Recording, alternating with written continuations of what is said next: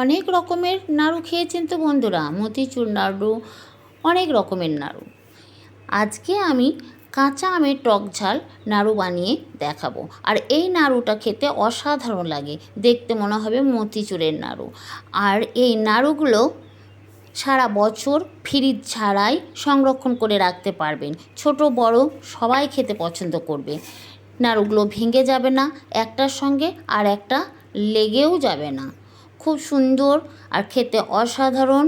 একবার হলেও এই কাঁচা আমের টক ঝাল নাড়ুটা বানিয়ে দেখতে পারেন। বানিয়ে খেয়ে তারপর আমাকে কমেন্ট করে জানাবেন বন্ধুরা। খেতে অসাধারণ লাগে বন্ধুরা, দেখুন কত সুন্দর লাগছে। চলুন এই রেসিপিটা কিভাবে বানাই সেটাই আপনাদের সঙ্গে শেয়ার করব। রেসিপিটা বানানোর জন্য আমি এখানে বড় সাইজের 5টা কাঁচা আম নিয়েছি। কাঁচা আমগুলোকে ধুয়ে নিয়েছি। এখন আমি একটা শসা ছিলার সাহায্যে খোসাটা ছাড়িয়ে নেব। আর এই শসা ছিলার সাহায্যে খোসাটা ছাড়াচ্ছি। গায়ে সবুজ অংশটা আছে, এটা দুবার করে আমাকে পরিষ্কার করতে হবে।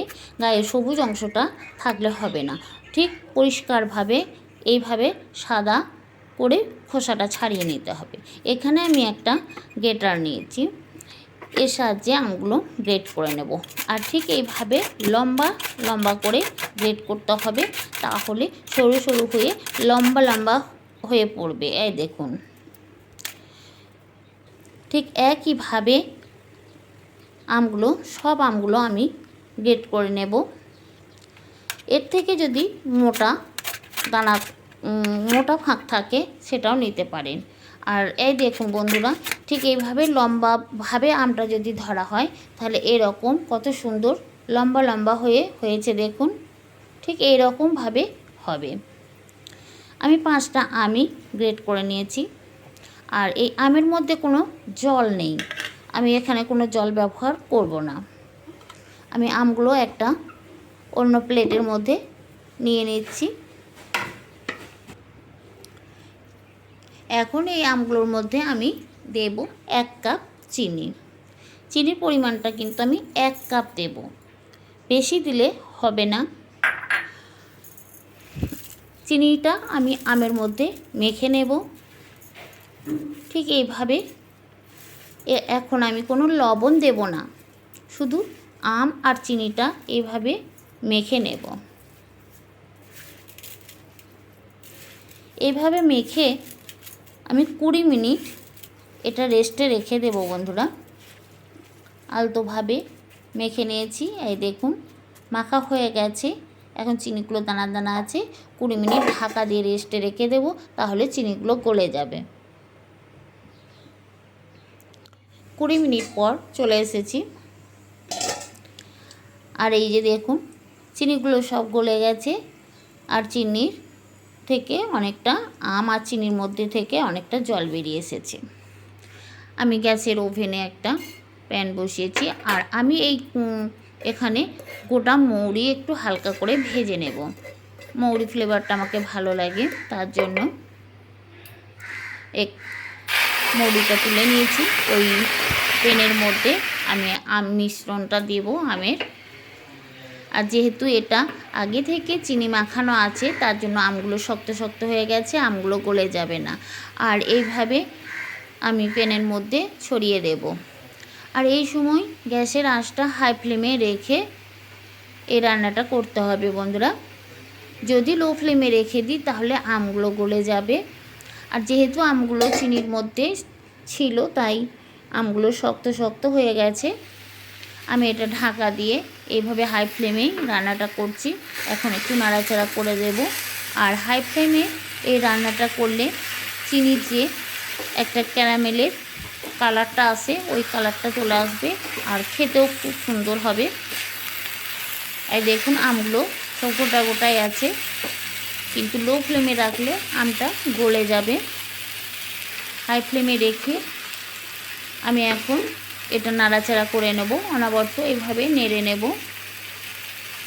আমি কিছুক্ষণ ঢাকা দিয়ে এটা রান্না হতে দিয়েছিলাম। এখনও আমি গ্যাসের আঁচটা হাই ফ্লেমে রেখে রান্নাটা করছি। আর আমের দানাগুলো গোটা গোটাই আছে বন্ধুরা, গলে যায় না।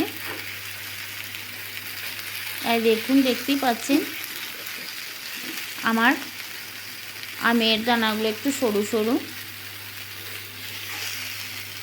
এখন আমি গ্যাসের আঁচটা মিডিয়াম ফ্লেমে রেখে এইভাবে নাড়াচাড়া করে জলটা শুকিয়ে নেব। আর এখন জলটা শুকিয়ে গেছে, তার জন্য অল্প পরিমাণে লবণ দেব। আচারে একটু লবণ না হলে টক ঝাল ভালো লাগবে না। আর বন্ধুরা, আমি একটু হালকা লঙ্কার গুঁড়ো দিয়েছি, আপনারা চাইলে শুকনো লঙ্কা ভেজেও দিতে পারেন। বেশি ঝাল খাবো না, তার জন্য আমি এখানে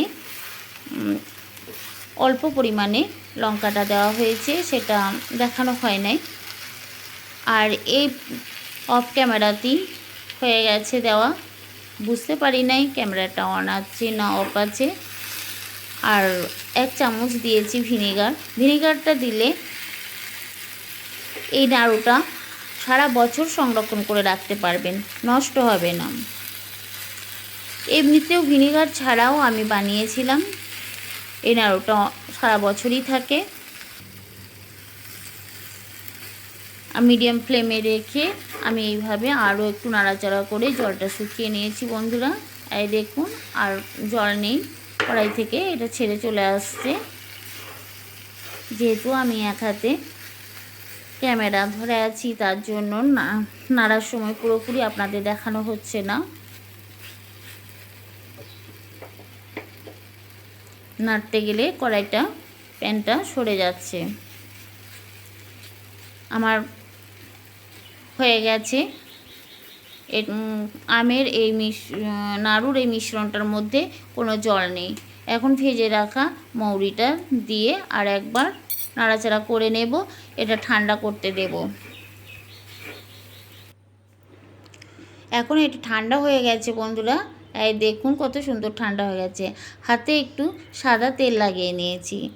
আর এখানে হাতে জল নেবেন না, তাহলে নাড়ুটা বেশি দিন থাকবে না, খারাপ হয়ে যাবে। হাতে একটু সাদা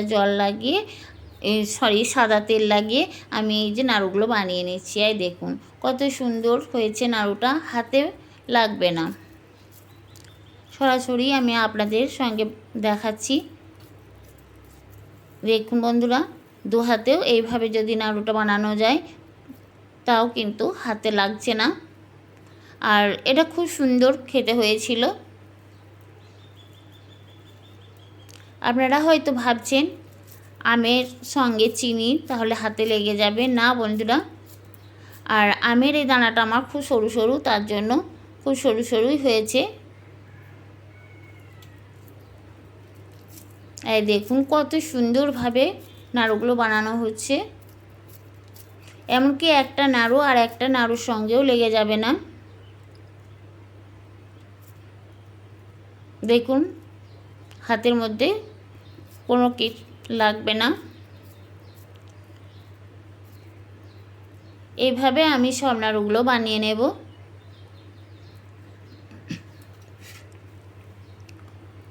এইভাবেই আমি নাড়ুগুলো বানিয়ে নিচ্ছি বন্ধুরা। প্লিজ বন্ধুরা, একবার এই কাঁচা আম থাকতে এই নাড়ুটা বানিয়ে দেখবেন, তারপর আমাকে কমেন্ট করে জানাবেন কেমন হয়েছে। খেতে অসাধারণ লাগে বন্ধুরা। প্লিজ বন্ধুরা, একবার বানিয়ে দেখবেন, হাতেও লাগবে না, সারা বছর খাওয়া যাবে, ছোট বড় সবাই খেতে পছন্দ করবে।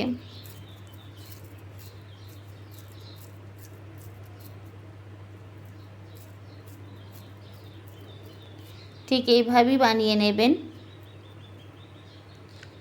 আমার ভিডিওর মধ্যে যদি কোনো ভুল থাকে তাহলে আমাকে ক্ষমা করে দেবেন। আমার নাড়ুগুলো বানানো হয়ে গেছে বন্ধুরা।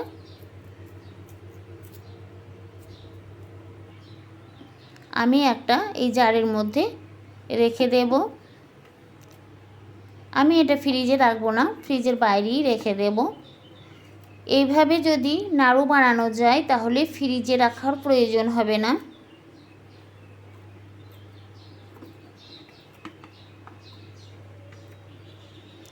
এমনকি বাড়িতে যদি ভিনেগার নাও থাকে বন্ধুরা, তাও নাড়ুটা খারাপ হবে না।